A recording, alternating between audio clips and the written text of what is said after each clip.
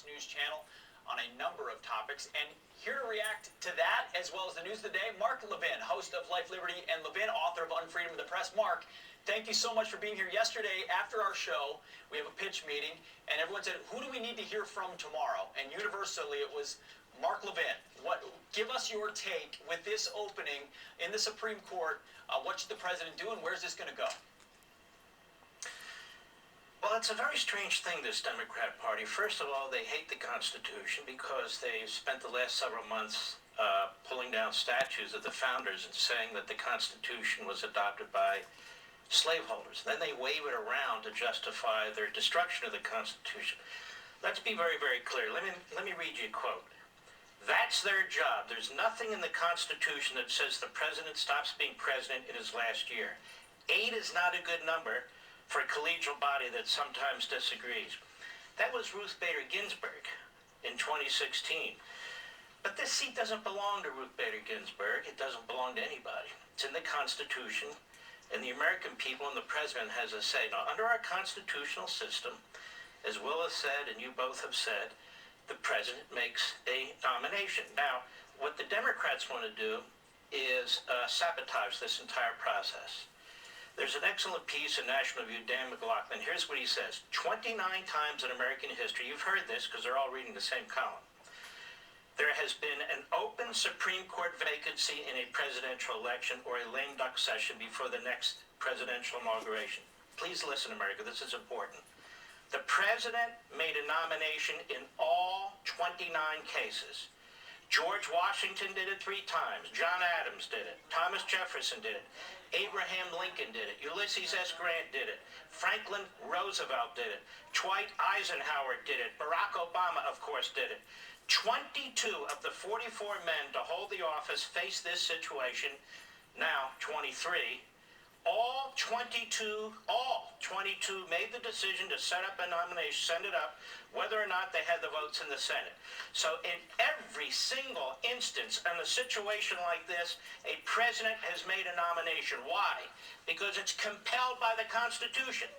So when I listen to Susan Collins and Romney and Murkowski and the other Republicans who say this would be political, this would be unfair, they are failing to uphold their oath to the Constitution of the United States. We don't take an oath to the Democrat Party. We don't take an oath to Chuck Schumer. We didn't take an oath to Ruth Bader Ginsburg. God bless her, one of the most left-wing political active justices in American history, which is why the left is freaking out. Also, the American people understand this. The New York Post has a poll out.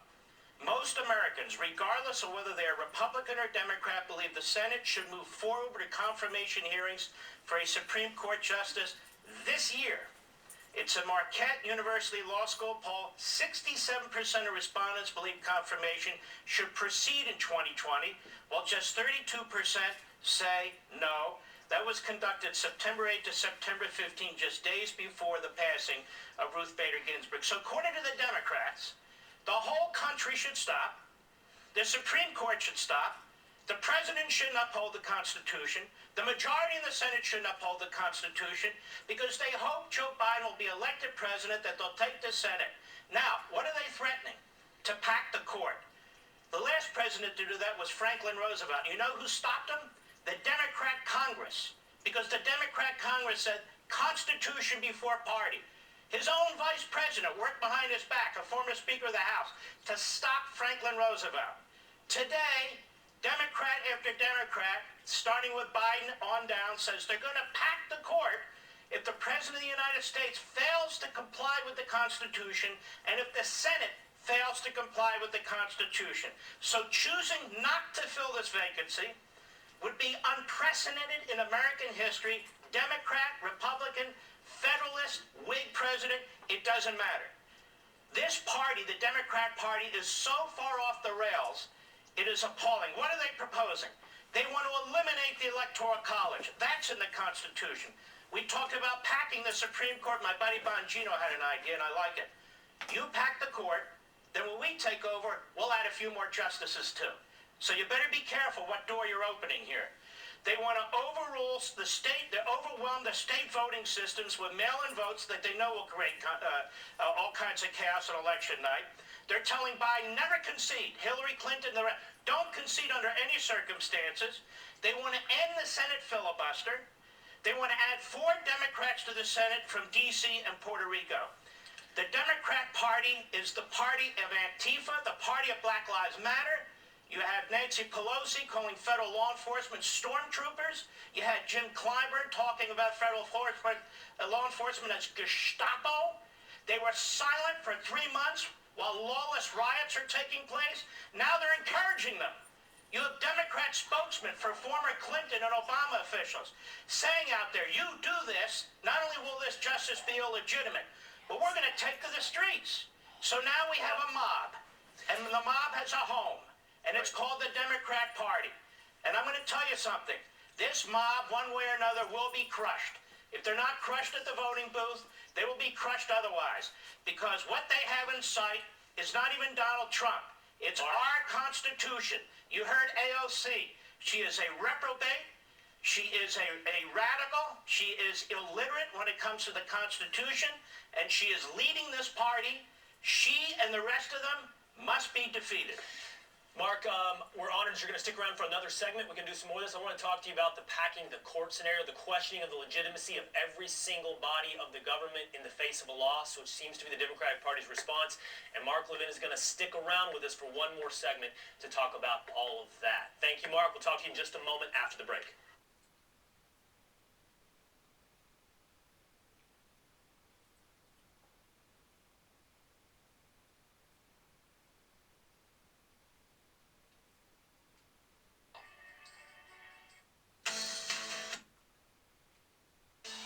Welcome back to Fox and Friends, and we're back with Mark Levin. Mark, you were just laying out for us the Democratic response to losses. It was most stark in the presidential election 4 years ago, questioning the legitimacy of the election results. But as you were laying out, this has taken place when it comes to state houses, the House of Representatives, the Senate, and now we're seeing with threats to pack the court with the Supreme Court as well. The response to a loss has been to question the legitimacy of the results and the legitimacy of our government. But it's not hard to see now, Mark, is it? They're laying it out literally. I want to read you a couple of tweets just in the last 24 hours.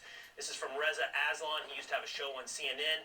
He said, when it comes to making a nomination in 2020, over our dead bodies, literally. And Hollywood's Rob Reiner said, Ruth Bader Ginsburg's body isn't even cold, and Mitch McConnell is dancing on her grave. This is war. Dems have powerful weapons. Now is the time to use them. What's your reaction, Mark?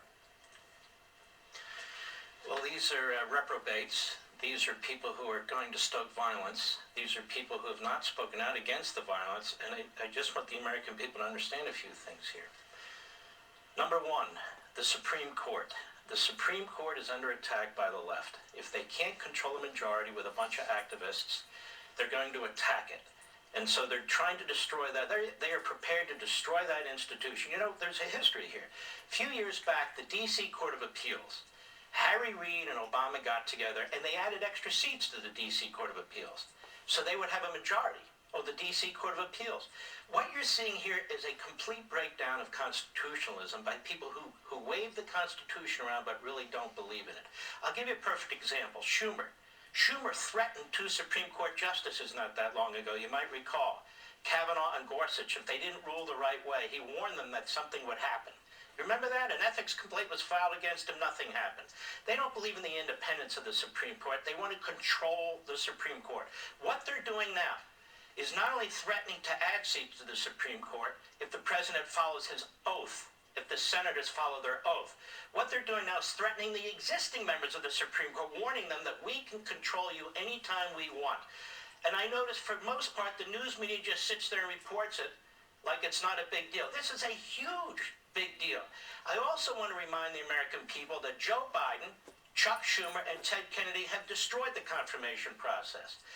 When George W. Bush was president of the United States, they used the filibuster like no Congress has ever, like Senate has ever used it. One nominee after another, they either used it or threatened to use it to control the circuit courts when they were in the minority. Then when they flip and they're in the majority of the Senate, what did they do? They eliminated the filibuster rule. to ram through as many federal circuit court judges as they can. What else have they done? Okay, they said, we believe that a president should be able to make a nomination whenever a vacancy occurs. Obama's an example. What are they saying today? No, we got to wait till after the election for the people to speak. First of all, this isn't a pure democracy. This isn't a parliament. But the people spoke. In 2016, we have a president of the United States. The Democrats have done everything they can to undermine him, to eviscerate his administration, to criminalize his administration, to remove the president of the United States, and then they sit there and they pretend that they're the ones who are being put off. This is a party that is following a Saul Alinsky Stalinist model. I can't put it any other way. And they're taking it into the election. And Joe Biden was the leader of the pack, destroying the nomination process, destroying the Supreme Court. He was the leader of the pack, which is why he was hiding yesterday, because he didn't want to talk about the vacancy of Ruth Bader Ginsburg. The American people should know, we own this government. We own this country. We own every damn seat on that Supreme Court. It didn't belong to Ruth Bader Ginsburg. It doesn't belong to the Democrat Party.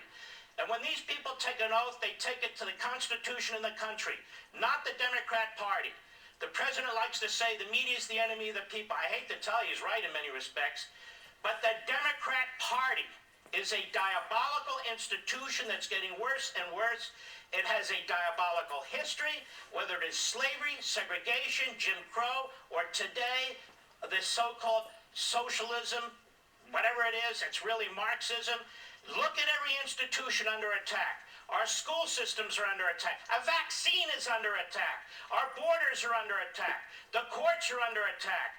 Everything's under attack with the current Democrat Party because their attitude is, if we can't control everything, then burn it down.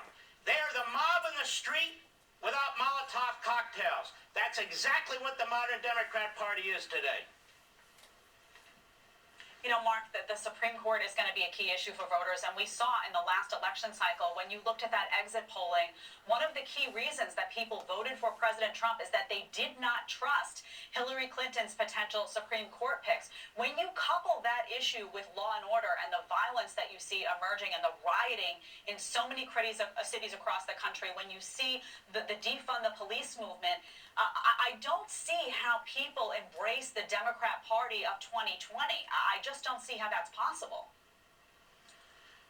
I agree with you. And you know what's interesting, Jed?